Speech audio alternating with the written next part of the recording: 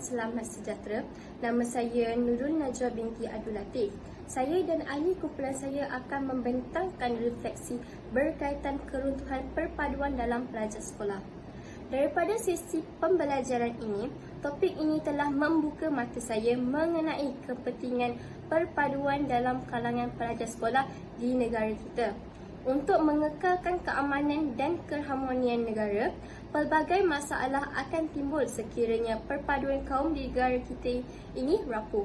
Oleh itu, semangat perpaduan perlu dipupuk dalam setiap rakyat Malaysia sejak dari bangku sekolah lagi. Melalui kesedaran sejak kecil lagi, masyarakat di negara kita akan melahirkan generasi muda yang akan bertindak sebagai warga negara yang matang dan bertanggungjawab. Assalamualaikum dan salam sejahtera. Nama saya Muhammad Amir Danish bin Kamaluddin. Apa yang saya dapat pelajari daripada tajuk keruntuhan perpaduan dalam kalangan pelajar sekolah ialah walaupun negara kita mempunyai pelbagai kaum dan agama, saya dapat lihat bahawa kita masih lagi dapat bekerjasama dan memahami antara satu sama lain.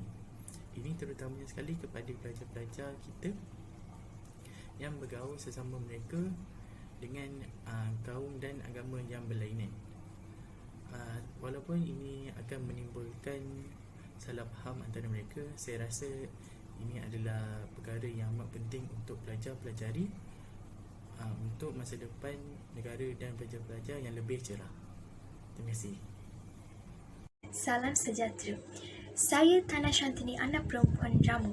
Selepas menyempurnakan tugasan hubungan etnik ini, saya mendapati bahawa semangat kerjasama merupakan suatu aspek yang penting yang perlu diamalkan.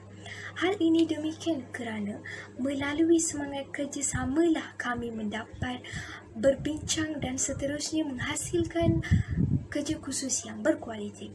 Selain itu, kemahiran tinggi dalam penggunaan komputer dan juga internet amat membantukan kami dalam mencari kejadian-kejadian semasa. Akhirnya, saya ingin mengucapkan setinggi-tinggi penghargaan kepada Encik Syarizat bin Said atas beliau untuk meluangkan masa memberi tunjuk ajar dan membimbingkan kami dalam menyempurnakan tugasan ini. Sekian, terima kasih. Assalamualaikum, nama saya Muhammad Iqbal. Berdasarkan video yang kami hasilkan, saya boleh simpulkan bahawa isu-isu keruntuhan perpaduan ini telah lama wujud, tidak kira di kalangan pelajar maupun masyarakat. Hal ini boleh berlaku sama ada dalam suatu kaum maupun sesuatu agama itu sendiri.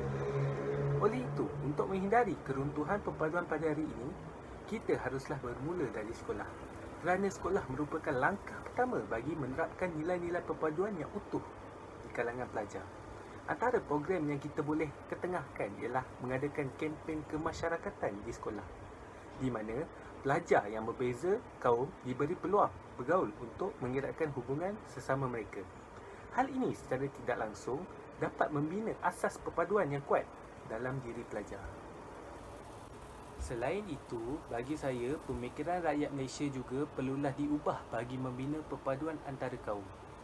Pemikiran yang bersifat perkauman haruslah dibuang.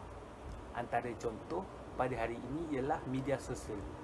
Media sosial haruslah dipantau khususnya pihak kerajaan kerana pada hari ini banyaknya fitnah-fitnah dan berita palsu tersebar untuk memperpecahkan lagi perpaduan pada hari ini.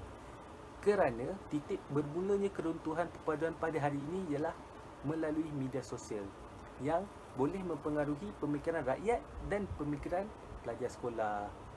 Iktibar yang saya boleh rangkumkan dari hasil video ini adalah kita perlulah mendidik generasi-generasi kita supaya lebih menghormati dan tidak mempunyai sikap anti perkauman yang boleh menggugatkan perpaduan dan mencetuskan pergaduhan yang besar.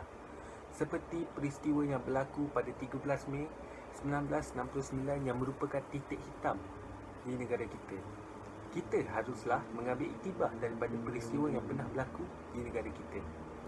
Dan harapan saya berharap kita boleh bersatu padu bagi membina negara yang aman dan maju. Sekian, terima kasih. Assalamualaikum warahmatullahi wabarakatuh. Nama saya Nurul Fatia binti Muhammad Yusof. Pada pendapat saya, pengajaran yang saya dapati berdasarkan kajian adalah bagi memupuk semangat perpaduan kaum, masyarakat tidak seharusnya menunding jari pada sistem pendidikan vernacular semata-mata yang bermula pada abad ke-19 di negara ini. Sebaliknya, mentaliti masyarakat itu sendiri yang mengasingkan diri daripada bergaul dan berkomunikasi antara satu sama lain dalam kehidupan seharian ini perlu diubah.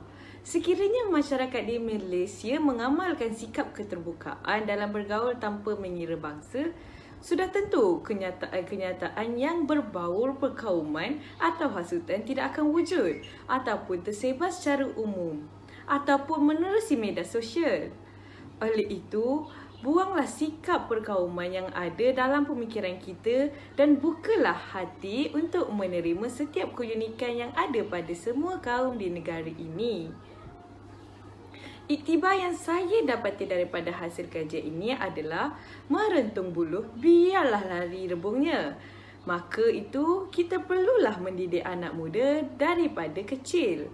Apa yang saya dapati, sekolah vernacular memberi kesan kepada negara iaitu hilangnya sifat-sifat perpaduan di negara ini. Sebagai contoh, sekolah vernacular telah pun kerap menggunakan bahasa ibunda masing-masing, iaitu bahasa kaum Cina, India dan Melayu. Hal ini akan memberi impak yang besar kepada negara, iaitu akan wujud warga negara yang tidak boleh bertutur dalam bahasa Melayu, walhal bahasa Melayu itu adalah bahasa rasmi di Malaysia. Maka itulah pendapat dan iktibar yang saya dapati. Sekian, terima kasih.